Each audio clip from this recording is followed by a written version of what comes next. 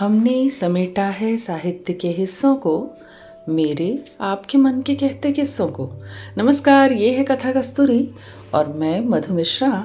आज आपको सुनाने वाली हूँ मीनाक्षी चौहान जी की कहानी, जिसका शीर्षक है मेरी पसंद। तो चलिए सुनते हैं। दोपहर को बेटे ने ऑफिस से फ़ोन करके बता दिया कि शाम को वो अपनी खास दोस्त रीत को मुझसे मिलवाने घर ला रहा है। अच्छी तरह से समझ गई मैं ख़ास दोस्त और मिलवाने का मतलब। एक दो बार बेटे ने अपनी उस ख़ास दोस्त से फ़ोन पर बात भी करवाई है, पर मुझे उसकी वो ख़ास दोस्त कुछ ख़ास पसंद नहीं आई। कहाँ मैं एकदम शांत और गंभीर स्वभाव की और कहाँ वो चंचल चुलबुली सी लड़की। खैर, मन मारकर लग गई शाम की तैयारी में। शाम ठीक 6 बजे दोनों आ गए।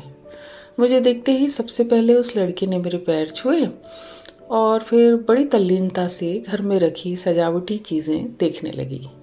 सामने लगे शोकेस में रखे लकड़ी के मोर पर नज़र पड़ते ही उछल पड़ी वो और बोली, ओ वाह, सेम ऐसा पीकॉक तो मेरे घर में भी है। हमारी पसंद कितनी मिलती है ना आंटी। मैं ही लाई थी, आपने कहाँ से लिया, कितने का लिया? एक सांस में बोलती जा रही थी। अब भला ये भी कोई पूछने वाली बात होती है। मैंने बेटे की ओर घूर कर देखा, वो भी समझ गया। उसने रीत को आंखों से ही चुप होने का इशारा किया। बस थोड़ी देर चुप रही, फिर जो बोलना शुरू किया वो डाइनिंग टेबल पर बैठने तक खत्म ही नहीं हुआ।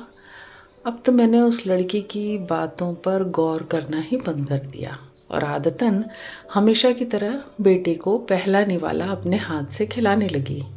मैंने ही तो बचपन से उसकी आदत ख़राब कर रखी है। मेरे हाथ से खाए बिना खाना शुरू ही नहीं करता।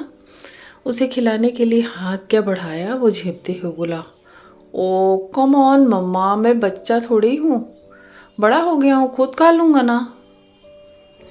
पलकों को झपका झपका कर बड़ी मुश्किल से आंसुओं को मैं रोक पाई।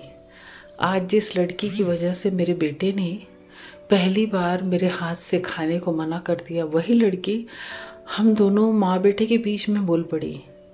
क्या रोहन, तुम भी ना, भला कोई अपने बड़ों से भी बड़ा होता है क्या? हम कितने ही बड़े क्यों ना हो जाएं, पर अपने मम्मी पापा के लिए हमेशा बच्चे ही रहते हैं। मैं हैरान रह गई। अल्हड़ मस्त मौला बिंदास ये लड़की कितनी गहरी बात भूल गई। बेटे ने सॉरी बोलते हुए मेरे हाथ पर अपना हाथ धर दिया।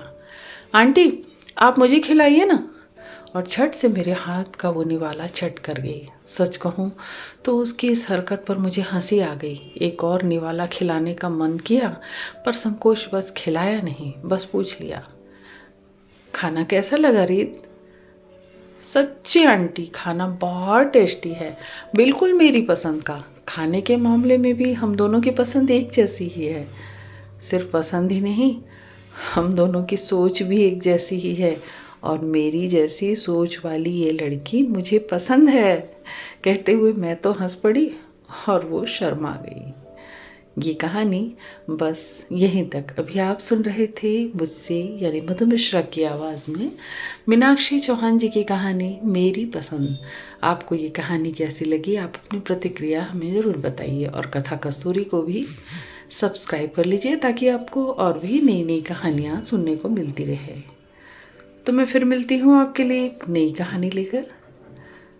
नमस्कार।